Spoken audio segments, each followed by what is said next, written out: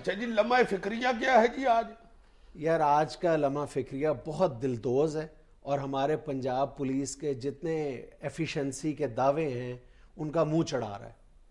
یہاں ہمارے شہر پسرور میں ایک سابق تحصیل ناظم صاحب ہیں، رانا وحید مراد صاحب، وہ ہر طرح کے مقدمات کے سلسلے میں بہت خود کفیل ہیں، اور ان کا تازہ ترین کارنامہ یہ ہے کہ کچھ دن پہلے ان کا ٹریکٹر چوری ہو گیا۔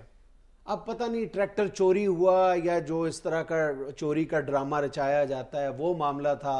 اب یہ زیادہ تم بہتر بتا سکتے ہو۔ بہت ٹریکٹر اچھے، میں چوری بہتر بتا سکتا ہوں، میں ٹریکٹر چوروں کا پھپڑ لگتا ہوں۔ یا نہیں، پپڑ شپڑ نہیں لگتے، لیکن تم ذرا سمجھدار آدمی ہو نا، اس لیے میں نے کہا مجھے نہیں پتا پائی۔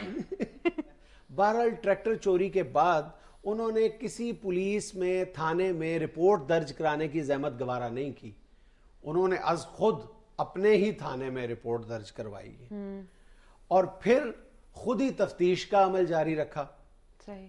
اور کئی دن کے بعد نو مسلم تانگا بان وارث خان کو اس کے گھر سے اٹھوا لیا، اور پھر اس کو اپنے غنڈوں کی مدد سے اپنے ڈیرے پہ لے گئے، اور وہاں 10 دن تک اس غریب تانگا بان کے ساتھ وہ حربہ استعمال کیا گیا کہ جس کے کاپی رائٹس یا جملہ حقوق صرف پنجاب پولیس کے پاس محفوظ تھے۔ اچھا، 10 دن تک اس وحشیانہ تشدد کے نتیجے میں جب وہ بالکل قریب المرگ ہو گیا، زخموں سے چور، تو ان درندوں کو پھر بھی رحم نہیں آیا کہ اس کو اٹھا کر کسی ہسپتال میں داخل کرا دیتے۔ اس کو جانوروں کی طرح اٹھایا ہے اور اس کے گھر کے سامنے کسی کوڑے کرکٹ کی طرح پھینک گئے، اور بالآخر وہ اگلے روز دم توڑ گئے۔ ہائے ہائے ہائے۔ اور اس کا مزید المناک پہلو یہ ہے کہ اس تانگا بان کی ہلاکت کے بعد پولیس میں اتنی جرت نہیں تھی کہ وہ اس کے خلاف قتل کا مقدمہ درج کرتی، اس ناظم کے خلاف، اس ناظم کے خلاف۔ جب اپنے عہدے پر متمکن تھے یہ سابق نائب تحصیل ناظم صاحب، تو اس وقت بھی انہوں نے ایک بہت بڑا کارنامہ انجام دیا تھا۔ 76 لاکھ روپے کے فراڈ کے سلسلے میں یہ باقاعدہ گرفتار ہوئے تھے، اور جب پولیس انہیں گرفتار کر کے پیشی کے سلسلے میں کچہری لے کے جا رہی تھی تو ان کے 25 دلیر ساتھیوں نے پولیس پہ حملہ کر کے ان کو پولیس کی گرفت سے آزاد کرا لیا تھا۔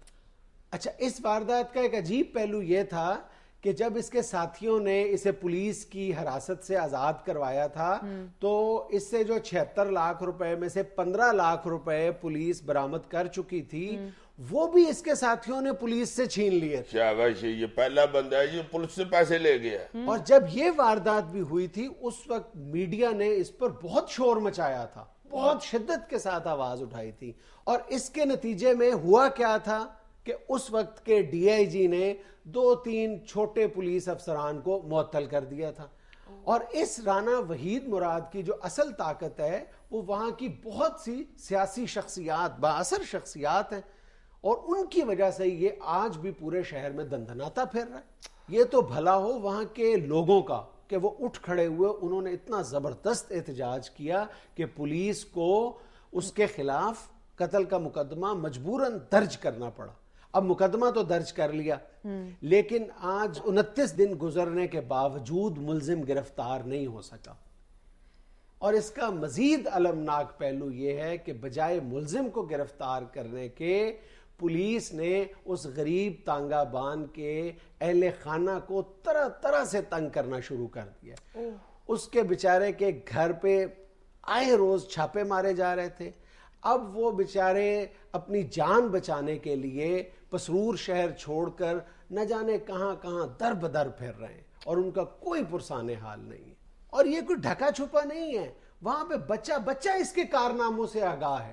اب اس صورتحال میں ہمارے حکمران نہ جانے کس منہ سے گڈ گورننس کے دعوے کرتے ہیں۔ دسو یار، کیا کیا ہو رہا ہے اس ملک میں؟ حد ہی ہو گئی ہوئی ہے جناب۔ خادم اعلیٰ صاحب کسی دن اپنا ہیلی کاپٹر اس ظلم کی بستی پسرور میں بھی اتارے جناب، اور ہیلی کاپٹر سے نکل کے زور زور سے انگلی ہلائے، شاید اس مظلوم ٹانگے والے کے وارثان کو ایک بوند انصاف کی مل جائے اور انہیں قرار آ جائے۔ بڑی مہربانی جناب۔